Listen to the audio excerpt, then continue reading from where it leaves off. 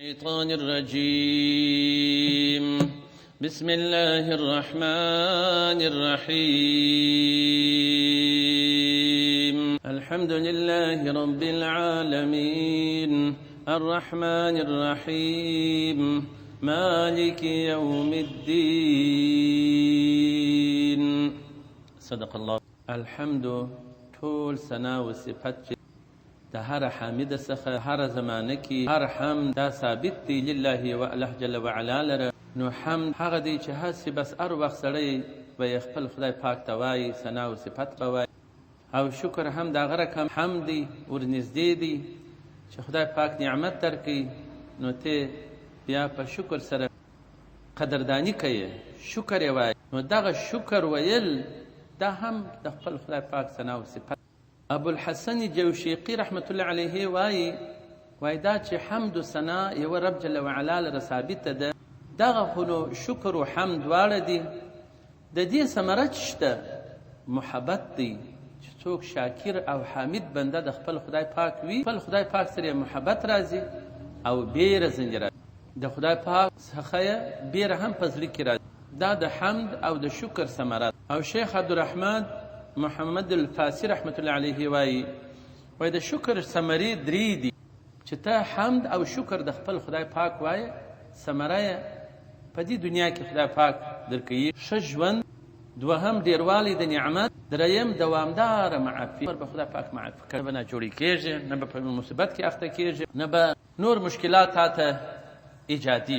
او په دې حمد او شکر کې یو بل قسم شکر هم شته، چې هغه د بندگانو شکر. یو مسلمان ښه د سره وکړله، نو ته به هم په مقابل کې د دې ښو سره د بنده قدردانی د دې ښو به کوې په شکر سره. اول امام ترمذي دا حدیث را نقل کړی دی، 3 جلد 319 صفحه. نبی کریم صلی الله علیه و وسلم داسې فرمایي: لا یشکر الله من لم یشکر الناس. د خدای پاک شکر به ونه وایي هغه څوک چې دی شکر د خدای یو بنده ښه د سره وکړله. ځکه الله جل وعلا د سورة الرحمن کې 8 نمبر آیات: هل جزاء الاحسان الا الاحسان. نه د جزا د احسان په مقابل کې د احسان چې ته جزا ورکوې، الا الاحسان، هغه احسان دی، ته به هم نیکي ورسره. نو دغه انعامات چې رب جل وعلا تا ته درکړي دي، د هغو شکر خوا دې تیر سو چې پر دغه ترتیب باندې هغه فواید وي، هغه اقوال د علماو. اوس نو د دې خلکو سره چې ستا سره ښه کړي وي، ته به ښه ورسره. حتی امام علي رضی الله تعالی عنه وایي که چا ما ته یوه خبره د دین را وښیول، زه د هغه مریی یم، د ده خوښه ده که مې خرڅوي که مې د ځانه سره خادم کوي. دا در دې پورې چې د استاز یوه خبره د دین چې چاته یې ښودلې وي، هغه دونه حق لري لکه یو بادار چې پر خپل مریی باندې. او بل دا دی چې استاز خو دغسې د سره وکړل، نو هر نوع د ښو چې وي ته مریی کوي، خو دې نه، ته به دا ښه ورسره کوې، ځکه ده ښه د سره کړي دي، د دین احکام یې در ښودلي دي، ته به هم احسان. د هغه رقم یو مسلمان قرض حسن درکوي، پرته له دې چې دی تا ته وایي باید وربېره. موږ خلک څنګه کوي؟ پور ورکړي، اخر پیلاس یاد په داو خپلې پیسې سالي. دا خو جزا خلک د نورو خلکو سره ښه وکړي، ښه وینازوي، وینه اخر یو نفر ولدي مسکینان و یتیمان پاس و سرای مې ورکړي، مالاس دغه زما سرای دی پکښې دا کلونه کېږي پکښې کېږي، هغه یتیمان راغټ شول، ځوانان شول، اوس یې کرار په سرای دا ورکړی، وایي دا خو زما، اوس مې دا دی په موکمو ګرځوي. جزا د احسان، نو دغه دا خو ظلم دی په مقابل کې د احسان، هغه احسان د سره کړی دی. او نو دغسې خلک بل نفرو یو وخت همسایګانو مټر مې په کار دی، مریض لره، مټر مې ول ورکړي، مټر یې بوت، نو پر ځای به مټر ولاړو، ښې نقشه و مټرو حساب و کتاب دی بیولی دی، کلي یې پر جوړي. 2-3 شپې بعد راغلي، د شپې په لرې ولسوالۍ کې نیولی و، اخر پایلې پسې راخستی. هغه نفر و چې هغه د شپې ورته راغلی دې شفاخانې ته، هغه د مټر غلا. نو زموږ خلک خو دغه رقم د احسان نه پېژني، دا خو احسان نه دی چې خلک. نو جزا د احسان دا به احسان وي. څوک چې د الله جل جلاله شکر نسی ادا کولی، شکر د انسانانو ادا نه. هر مسلمان ښه د سره کړي وي، ښه به ورسره کوي. دا تقاضا ده شریعت ده، دا د اسلام ده، دا د عقل. او که څوک د ښو په مقابل کې بد کوي، دا تقاضا نه د عقل ده، نه د شریعت ده، نه د قرآن داسې وایي، نه اسلام ده. یعنې دا عمل د ټولو وآخواته یو سلسله. نو بیا چې دغه شکریه څوک ادا کوي، په غټه کچه اول خو دا و چې موږ د الله جل وعلا شکر به ادا کوو چې ستر نعمتونه، بیا به د نبي علیه السلام مبارک صلی الله علیه و آله وسلم شکر وایو چې د ده په خاطر باندې د ده په سبب سره موږ تاسو د ابدي دوزخ څخه خدای پاک خلاص کړي په اسلام. او دریم قدرداني د خپل د دې شکر، ځکه مور پلار نهایت ته د هر زوی سره کړي دي، د هرې لور سره کړي چې ټول عمر دا اولاد راولاړ شي د خپل مور پلار په خدمت کې ودرېږي، بیا هم د خپل مور پلار شکریه نشي ادا، ځکه د هغو قدر معزز دی پر دې ارشاغو. او په ضمن کې د مور پلار استاد هم سره استاد هم دغونه حق لري، ځکه یو عالم وایي مور پلار خو موږ د اسمانو سره شوق کړو، مګر یو استاد مو د مځکې څخه اسمانو سړی په نیک سړی جوړ شي د خپل استاد په تربیه سره، نو چې مړ شي بیرته اعلی علیین ته ځي. او مور پلار نو دی په دې معنا را شوق کوي چې د مور پلار په واسطه او سبب سره دی پیدا شو، روح د اسمان نه رالی د تور ولوي دی پیدا. نو دا د دې پر د عالم ویلي چې د استاد حق چې دی هغه د مور پلار. امام صاحب وایي ما خپل مور پلار ته اول دعا نه ده کړې، اول مې استاد ته کړې ده، بیا مې خپل مور پلار. او هیڅ کله ما لاس نه دی پورته کړی چې ما دې دعا کړې وي ځان لره یا بل چا لره چې ما دې خپل استاد. او نبی کریم صلی الله علیه و آله وسلم چې به پښې په لمانځه کې په عباداتو کې پړسولې، نو هم مطلب یې دا ووایي زه آیا شکر کوونکی بنده د خدای پاک نسم، بلکې زه به د خدای پاک د دې انعاماتو شکر. نو بنده باید فکر وکړي چې موږ تاسې په لمانځه کې دا هر رکعت کې الحمدلله وایو، د الله جل وعلا له طرفه څخه موږ ته په الحمدلله شکر ثنا و صفات سره امر کیږي چې قل الحمدلله ووایه، الحمدلله رب العالمین ووایه. نو چې دغه الله جل وعلا موږ ته وایي چې ته ووایه الحمدلله رب العالمین، نو باید موږ تاسې ډېر په ورځ کې د قیامت به وایي یو غږ وایي ولاړ دي سي هغه خلک چې ټوله خلک به بیده ودي به د شپې لمنځونه اهل تهجد والا، خو دا به یو جماعت ولاړ سي وهم قلیل، ډېر یو کوچنی جماعت به وي، خدای پاک دې بې سوال او بې جوابه. بیا وایي ولاړ دي سي هغه صابرین خلک چې په دنیا کې صبر کړ. 3 قسمه صبر، اول پر اطاعت د رب جل وعلا صبر، یخني ګرمي شپې اوږدې او لنډې نه غواړي، صبر پر کوي بدن.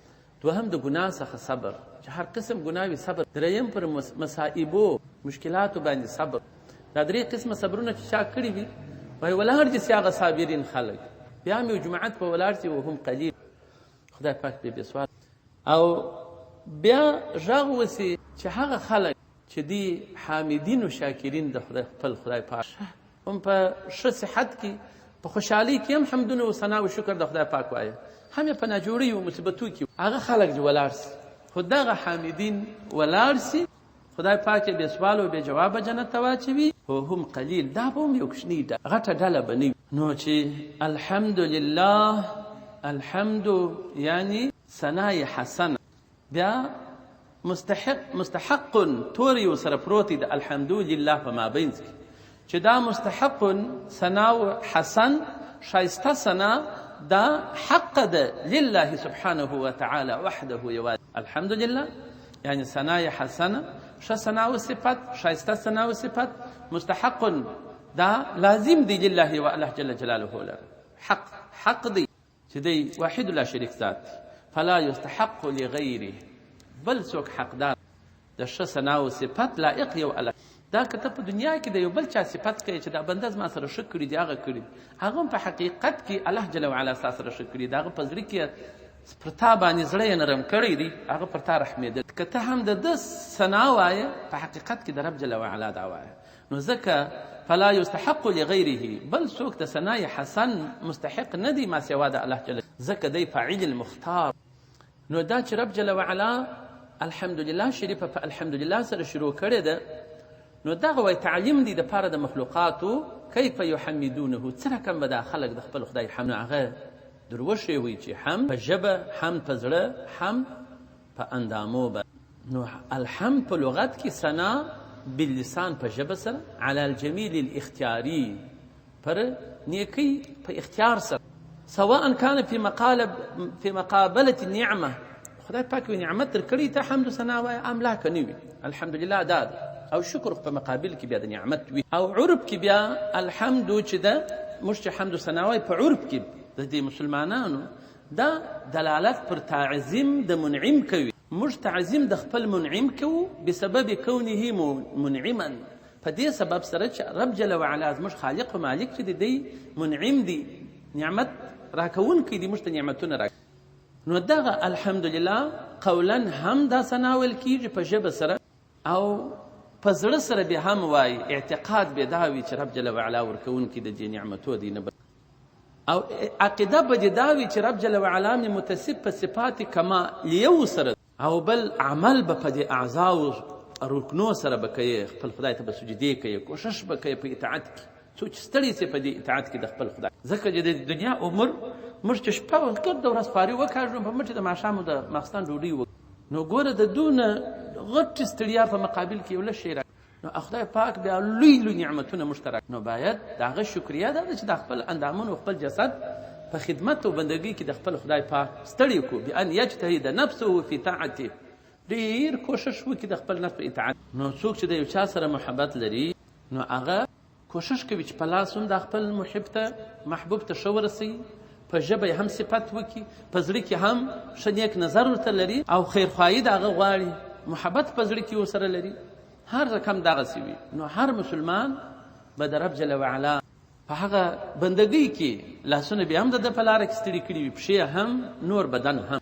نو دا چې الحمد چې دی وایي دا راز سر د ټولو شکرو، او چا شکر د خپل خدای وایي نه دی ویلی لم یحمده چې الحمدلله ونه وایي، ښه ثنا او صفت د خپل خدای پاک.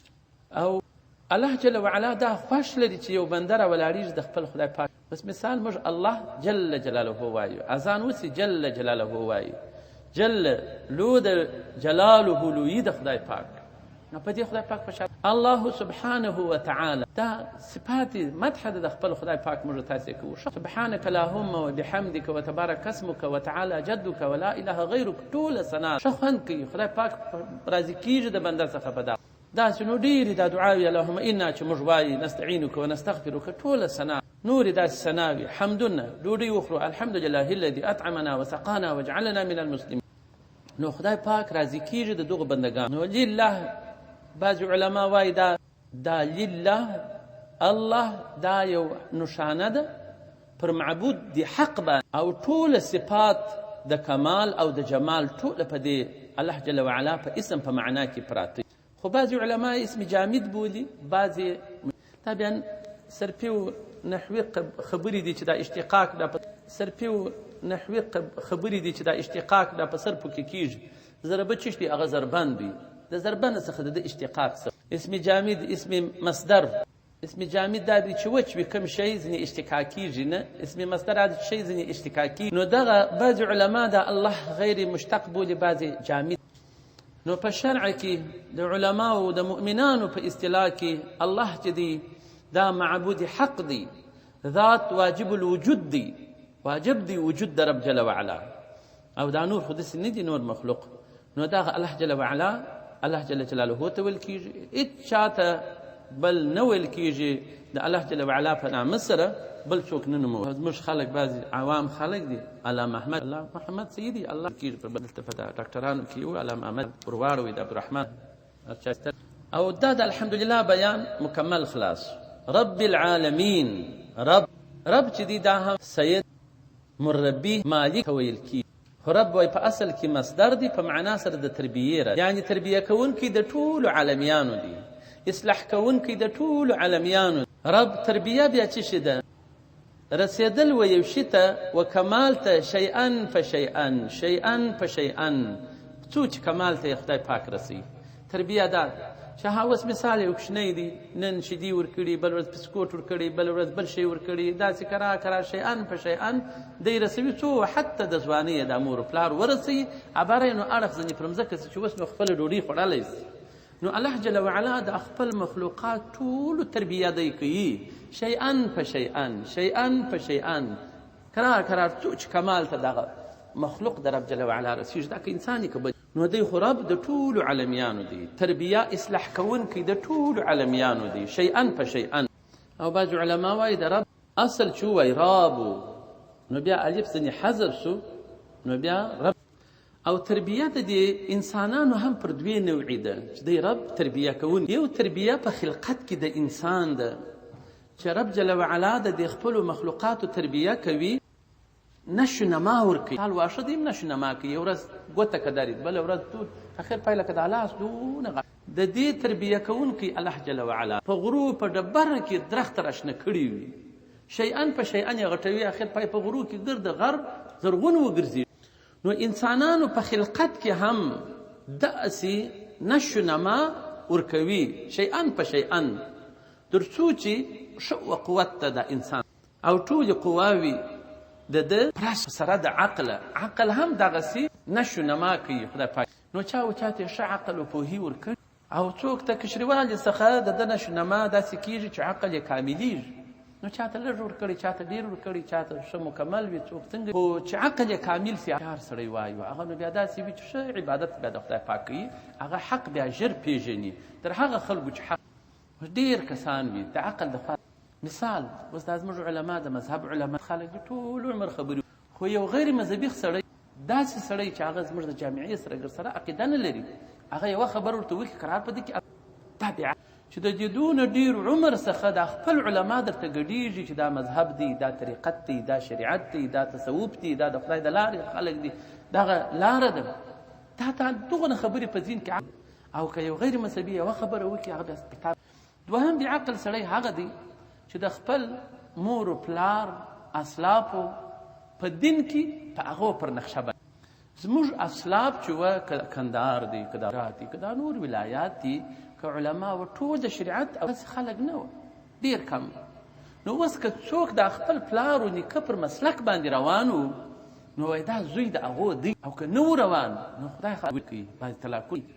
نو داسې خلک موجود. نو داسې یو بزرګ سړی نیکه د یو چا تېر سوی دی، مګر یې اولادونه بې اوس یو 300 نفر وي، په 300 نفرو کې یو د هغه د طریقت کورونه یې کول، وظیفې یې کولې، 300 نفر اولاد یې دی، یو هم پر هغه مسلک باندې نه دی روان، نه چاته سبق ورکوي، نه د چا سبق اخلي، نه څوک طریقت ته تشویق کوي. نو بیا د دغه پلار یې کوي، نو بیا خو پر هغه لاره باندې سیده روان وي. بیا که روان نه وي خو نو رد نه پر کوي، اعتراض خو نو نه پر کوي، خپل ځان پړ بولي. اوس داسې خلک ستا خپل د پلار و نیکه مسلک در سره غلط بولي، بل څوک پر هغه لار روان پر هغه او پر بعضې خلکو باندې قرار اثر هم د هغه خلکو کړی قرار. اوس نو اول زموږ په کندهار کې په 100 کې 80% خلک دغسې سوي دي چې د خپل مسلک باندې چې 50 کاله مخکې کوم د دې د پلرو مسلک و، بعضې خو داسې سوي دي چې عقیده یې خراب سوي دي، دغه د نابود لټۍ عقیده یې سره ورواړي د خپلو خلکو سره. نو دغه خط سیر پر خپله لاره باندې د خپل مور و پلار نه. بل بعقل دا دی چې شیطان او د نفس مقابله یې نشي کولی. نو د دې د قسمه څخه بعقلان په دې دنیا کې نهایت ډېر دي، ډېر اقسام لري، خو هغه اوس وخت کم دي. نو دغه خدای پاک دا نشو نما د دې انسانانو د بدنو کوي پر خپل اندازه باندې، یو څوک قوي وي، یو څوک میانه حال کوي، یو څوک څنګه. په دا قاریانو کې دا اوس قاري صبر ولاړ سي اعوذ بالله بسم الله الحمد لله ولغدالین امین بلابس الف لام میم ذلک الكتاب لا ریب فی، دا ټوله په یوه صابه. بل بیا ولاړ سي اعوذ بالله بسم الله الحمد لله شریف 2 آیات وایي سا اخلاص. دا استعدادونه دي په دې بندګانو کې. یو څوک یم د شپې لمونځ کوي، یم د سهار لمونځ کوي، یم تقوا کوي، یم هر رفا کوي د نیکو کارو کې دې پر او بل سړی بیا چې په رکعت لمونځ نه کوي بالا ان تمام بالا درون. نو داسې د انسانانو نه ټوله په یو ترتیب نه دي. نو عقیدې هم دغه رقم دي، فکرونه هم دغه رقم دي، تقاضاوي خوی و عادت و خصلتونه هم دغسې رقم مختلف دي. نو دا خو یو قسم نشو نما د رب العالمین رب جل جلاله د دغو نشو نما د خپلو ټولو مخلوقاتو کوي تر څو چې کاملېږي دي خپل کمال ته دا خلک رسیږي. او بل قسم تربیه دا ده چې الله جل جلاله د خپلو بندګانو تربیه کوي، هغه داسې تو قدرت یې ورسره وي، نصرت ورسره کوي، د شیطان څخه راګرځي، د نفس څخه راګرځي، د ګناهو څخه راګرځي، دا تهذیب د ده کوي، کرار یې سموي څوک چې دغه سړی کمال ته ورسیږي د انسانیت و رجولیت. انسانیت و رجولیت سړیتوب هغه وخت یو انسان رسیږي چې مکمل په اطاعت کې د خدای دیت. او که مکمل نه وي نو دغه سړي ته بیا ناقص. نو دا بیا بل قسم نشو نما ده چې خدای پاک د خپلو بندګانو دا کوي. او کله کله دا رب لفظ پر خلکو هم ویل کیږي، وای رب الدار، رب مالک د دې دار د دې سرای ورته ویل کیږي. ورب هذا الانعام، رب مالک د دې چارپایان. دا پر مخلوق باندې هم دا د رب تورې یادیږي. ځکه یوسف علیه السلام په قصه کې راځي یوسف علیه السلام انه ربي احسن مثوای دا ما بادار چې دی ډېره ښایسته کړي دي ازای زما. نو الله جل وعلا بله تربیه دا ده چې ټولو خپلو مخلوقاتو ته د دوی د خوښۍ موافق غذا اوس یو قسم غذا په سفرو چې تللي موږ په یو کیم کې کښېنولي دا شی راکوو هېڅ نه مو خوړله که سره وږي ګرځېدلو خو بدخونده شی مو نه خوړی غذا وه مګر دې نه یا الله جل وعلا موافق زموږ د طبیعت سره غذا را حیواناتو ته دغسې موږ ته دغسې هر قسم مخلوق چې د خدای پاک دی څنګه چې د دې طبیعت موافق وي هغسې غذا خپل رب جل جلاله هغه اسباب د بقا د وجود دوی ته اماده کوي. نو بقا د وجود خو زموږ په اوبو سره کیږي په ښه ډوډۍ سره کیږي په ښه غذا سره کیږي په ټوله دنیا کې ټولو خلک حتی په دا مکه شریفه کې د ټوله دنیا انسانان سره راجمع سي بیا هم هر نعمت د خدای پاک هغه موجود وي خلاصیږي نه چې دی یې غواړي رانیول په هر دوکان کې ورته موجود. او بله تربیه دا ده چې یو کوچنی 40 ورځې مني وي د مور په نس کې دا یو قسم تربیه ور د چې رب جل وعلا یې کوي. بیا 40 ورځې وینه وي هم یې رب جل وعلا ورې تربیه کوي دننه په رحم کې بیا شیمه نومیږي په شیمه کې دا تربیه کوي خدای پاک.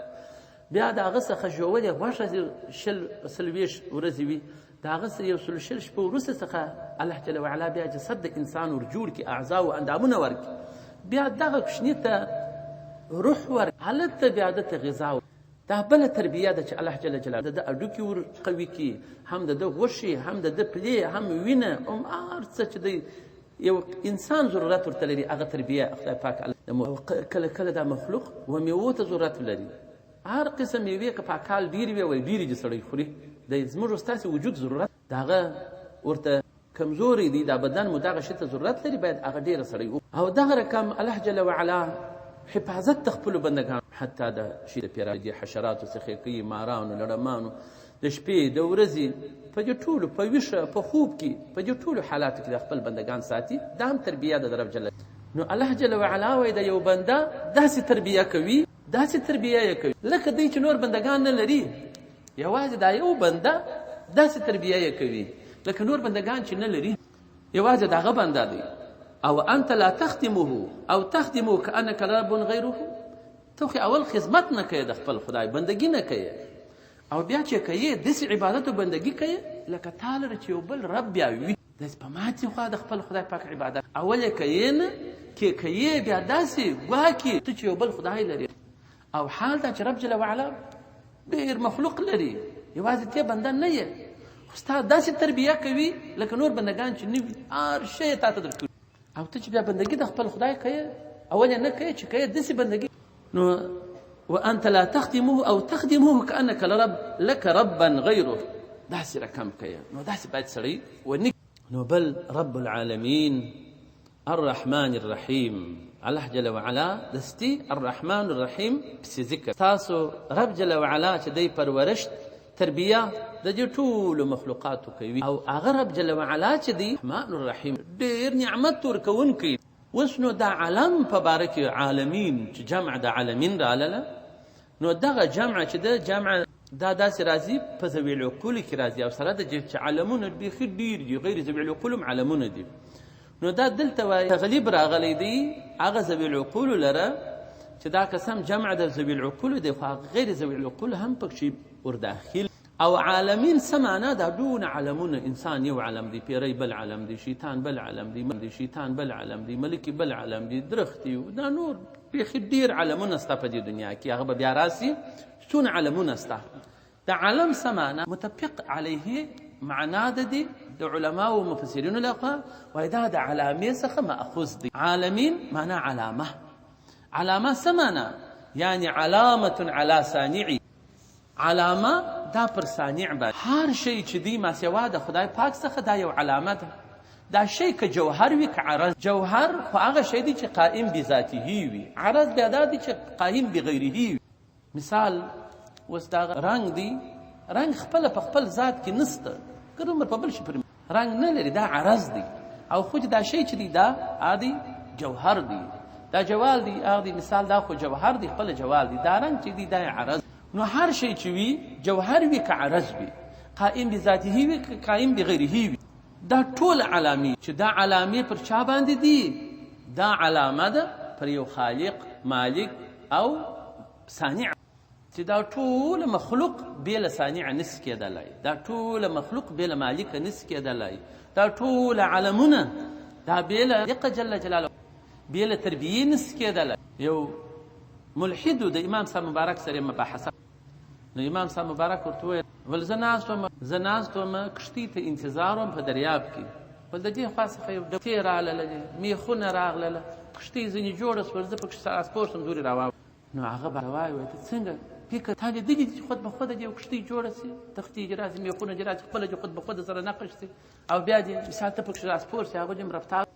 باره ول او ظالم نه یې کښتۍ دا خپله نسي راتللی، نسي جوړېدلی، نسي تکمیلېدلی، نو دا د دونه کائناتو کښتۍ به څنګه خپله جوړه چې ته دا نه منې چې کښتۍ بې صانع نسي کېدلی، حتما یو نجار غواړي، نو دا دونه کښتۍ د کائناتو دا به څنګه خپله جوړه سي، بیا دا به څنګه داسې خود به خوده داسې ښایسته نظام که لمر دی که سپوږمۍ. خدای د انسانانو عقل په دا مخلوق کې کار ولاړ، دا فضا کې په دې در لمر څونه در دې مځکې در کورې غټ دي، دا د مځکې کورې معلومات دا اوس امریکا او زموږ په مابین کې یو دریاب دی چې طیاره ورسي که کښتۍ ورسي که ګرده ورځ در دا اوسه پرې دې ولاکه تحقیق نږدې دا په دا کوچنۍ کوره کې موږ ولاکه معلومات.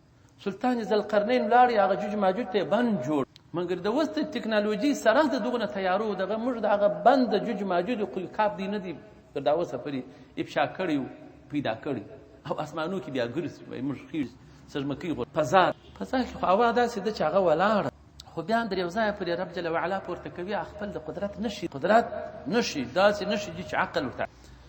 نو دا ټوله چې دا خود به خود نه دي ولاړ، دا لمر خود به خود نه راخیږي، دا لمر خود به خود نه لوي، ټوله یو مربي لري چې تربیه یې کوي. یو موټر دی تیل غواړي، موټروان غواړي، عربي غواړي، ټایرونه غواړي، هر شی غواړي، خود به خود موټر نسي کېدلی. دغسې دا لوی لمر چې روان په حکم و قدرت طرف جل وعلا روان وي، هر ورځ راخیږي، هر ورځ لویږي، په 100 درجې سره د مځکې کورې کورالو داسې ستوري سته چې لمر بیا ورته دغونه کوچنی دي، مریخ دی، عطارد دی، زهره ده، زحل دی، غټ غټ ستوري دي. 12 برجونه خدای پاک په اسمانو کې ورته جوړ کړي دي، 12 میاشتې دي، دا هغه برجو پر حساب دا زموږ میاشتې شپه راولي ورځ راولي. دا دنیا کې مخلوق څوک مړه کوي څوک ژوندي کوي، بیا نو دا مخلوقات څونه دي چې دا څونه مخلوقات دي. نو دا چې د حساب تیر شو دا ټولې علامې دي د الله جل وعلا پر وجود باندې، د الله جل وعلا پر کامل قدرت باندې علامې دي، د الله جل وعلا پر وحدانیت باندې علامې. اوس ګوره که چیرې دا لمر که چیرې نعوذ بالله د موږ داسې ووایو دا کافران ووایي چې خدایان دوه دي، نو یو بل مه راخېژوي بل بې، یو به یو انسان وي یو به یې وژن بل به یې ژوندی کوي. نو خو دا فساد د عالم خود به خود راځي باره.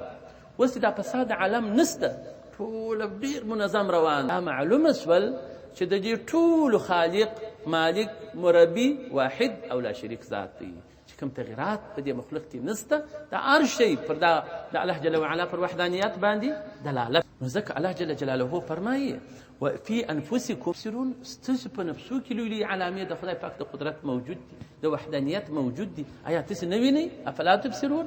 ته دا خپل ځان ته وګوره، دا کافران دي خدای پاک ته شریک دي، دا هندوان بتې جوړ کړي، سجدې ورته کوي، لیله چمنه ورته کوي. نو که دا خدای وایي هغه به یو به وژني بل به ژوندی کوي، یو به یو شی در کوي بل به دسه اخلي، یو به یو څه وایي بل به بل څه وایي. دا چې اوس ته ګوره داسې ښه جوړ یې، نه دې یوه سږمه غټه ده نه یوه کوچنۍ ده، نه دې یوه سترګه غټه ده نه کوچنۍ ده، نه دې یو غوږ غټ دی نه دې یو کوچنۍ دی، نه دې یوه پښه غټه ده نه دې کوچنۍ ده، ټول په احسن تقویم کې رب جل وعلا پیدا کړی یې. دا ستا په وجود کې چې ته فکر وکړې ته خپله دې ته رسېږي یو شریک نه لري، او ما لره خالق و مالک و صانع ستا، ما لره مربي ستا چې زما تربیه کوي. نو خود به خود خدا بدن دا څنګه کېږي؟ دا خو نسي کېدلی. دا شان په خپلو نفسو کې سړی وګوري لا دغه شی پیدا کولی سي. من عرف نفسه، که چا خپل ځان وپېژندي، عرف ربه، دی به وپېژني خپل رب جل وپېژني. دا چې عالمین څو دي، نو بعض علما وایي عالمونه چې دي 1000 عالمه دي. یو روایت په 1000 عالمه کې 600 په دریابو کې دي او 400 په وچه کې دي، او بعض علما وایي 18,000 عالما. بعض علما وایي چې 18,000 عالمه خدای پاک پیدا کړي دي. دا انسان یو عالم دی مثال، حتی په دې دا ګرده د خدای پاک مخلوقات سته. او داسې روایتونه هم سته چې د الله جل جلاله مخلوقات 360 عالما، 360 عالمه موجود. داسې روایتونه هم سته چې در 80,000 عالمه پورې هم دا خبره رسیږي. خو دلته د دې عالمو پر برابري باندې د دلته یو څه بیان دي د عالمونه ټول راخستي دي بیا یې بیان کړی دي بیا چې دا په سترګو لیدل کېږي د دغو شمېر یې بیان کړی دي بیا دغه موحدین صاف مؤمنان بیخي باره راځي نو هغه بیان وکړي اوږد دي حضرت ابو هريره رضی الله عنه بیان کړی دي